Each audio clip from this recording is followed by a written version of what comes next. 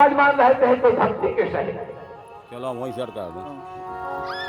जैसे ऊपर नीचे होते हैं। हाँ जब पुत्रेष्टि यज्ञ करवाया गया उसमें भी जलगिरी रसीद कटवा दी, रसीद कटवा दी। दान में लिखाना हाँ तो बाद में लिखवाना है, तो कथा सुनने के बाद और क्या? वो जब भक्ति के सहित जिन आहुतियों को दिया जाता है जूम कर देना महाराज जी की फोटो सही आ जाए। महाराज जी की असम सही आए हमारे में। शुरू कर नहीं है।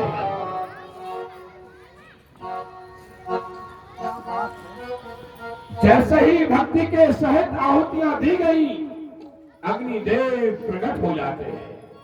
प्रगटे अगनु चरु अपने हाथ में लिए प्रकट हो जाते हैं।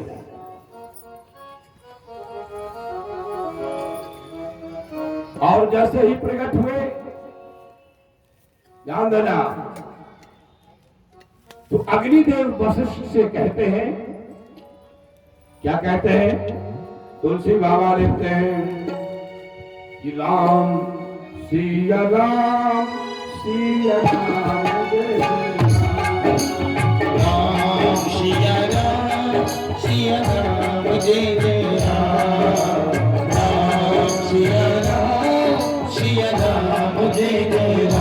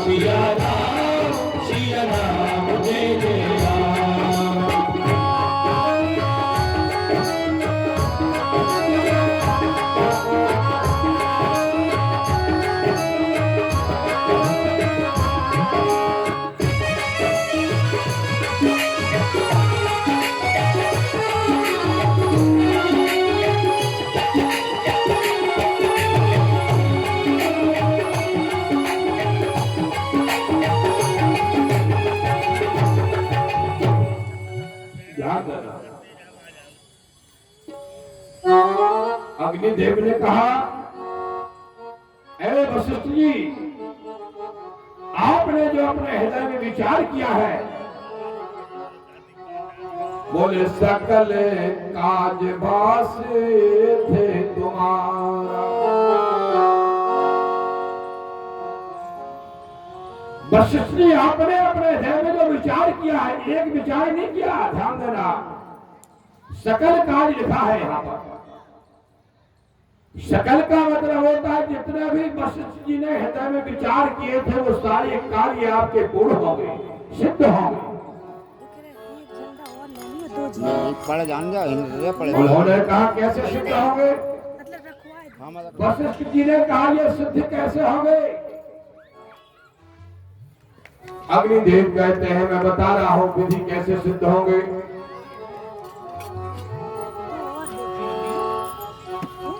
बोले यह भी बात देव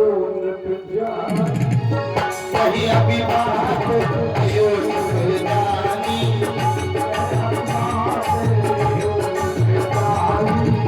यही अभिवाद देव जाई कथा योग्य कहे भाग्य बनाई, कथा योग्य जय भाति बनाई कथा योग्य कहे भाग्य बनाई, कथा योग्य जय भाति बनाई।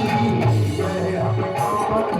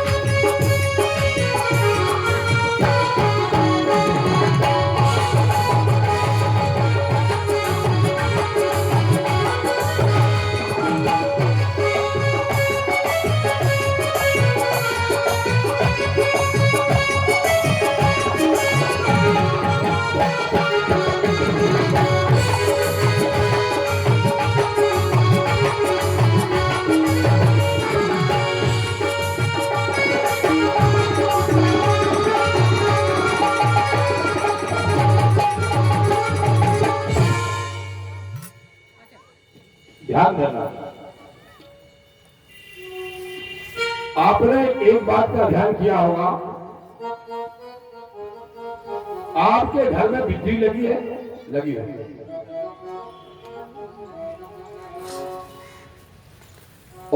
जिस समय बिजली के तार को हम बार बार उस तार पर लगाते हैं लाइट जलाने के लिए, तो उसमें कार्बन आ जाता है, आ जाता है।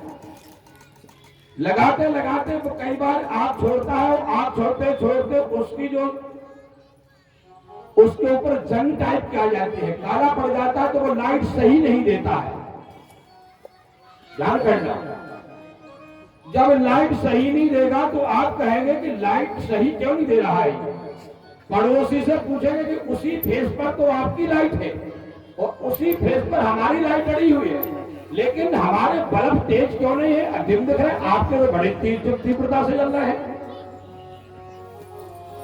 फेस एक पर ही दोनों वाले डली हुई है, ध्यान देना।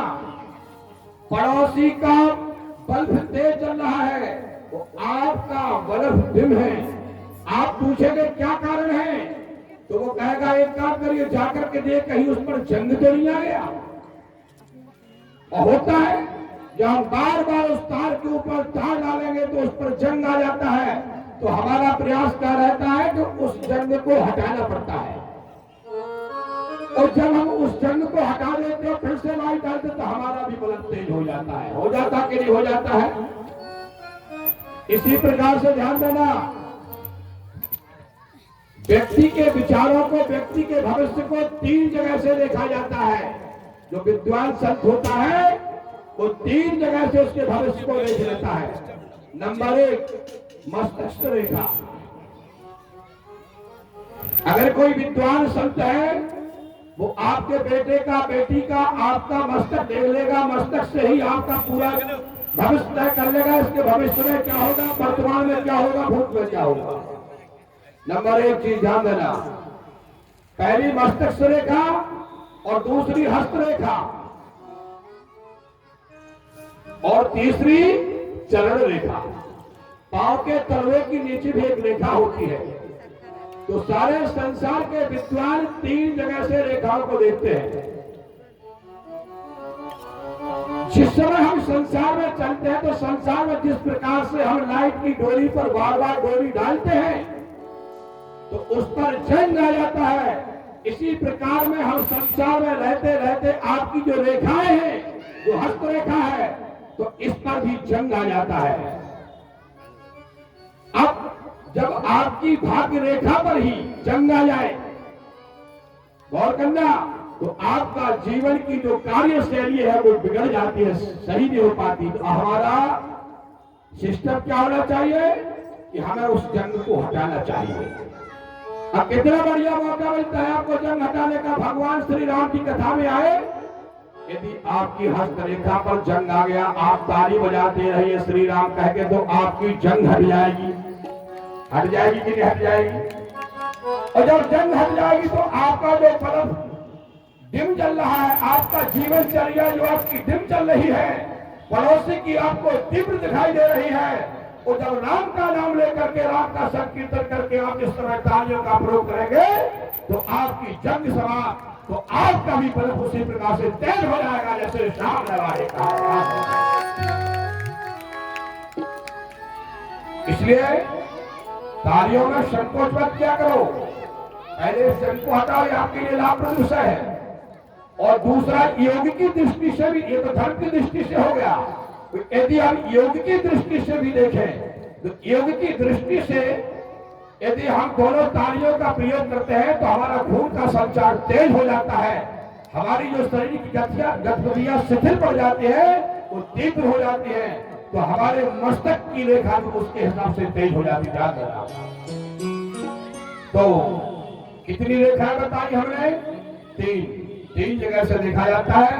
नारद जी ने पहले क्या बोले, कहे मुनि से है मांत सुन, ए है मांत सुन। बोले क्या? बोले जो विधि लिखा लीलार। लीलार जानते हैं किसको कहते हैं? उरेंगे तो जानते होंगे, क्योंकि ये भी बुंदेलखंड है। अब ये बुंदेलखंडी में मस्तक को लीलार कहते हैं। ध्यान देना, यदि हम बॉम्बे में जाकर के या कानपुर में वो लखनऊ, ये तो बुंदेलखंड में पड़ता है, ज्यादा लंबे दूर निकल जाए, चेन्नई साइड में हम कहें लिलार, तो उसकी बुद्धि खराब हो जाएगी, ये पगले कहां से आ गए। और हमारे रामचरितमानस को तुलसीदास जी महाराज ने बुंदेलखंडी शब्दों से इतना सुंदर सजाया है कि मैं ये कहता हूं कि रामचरितमानस की कथा जो बुंदेलखंड का व्यक्ति बोल सकता है, वो विश्व के अंदर किसी की औकात नहीं जो रामचरितमानस देख करके बोल के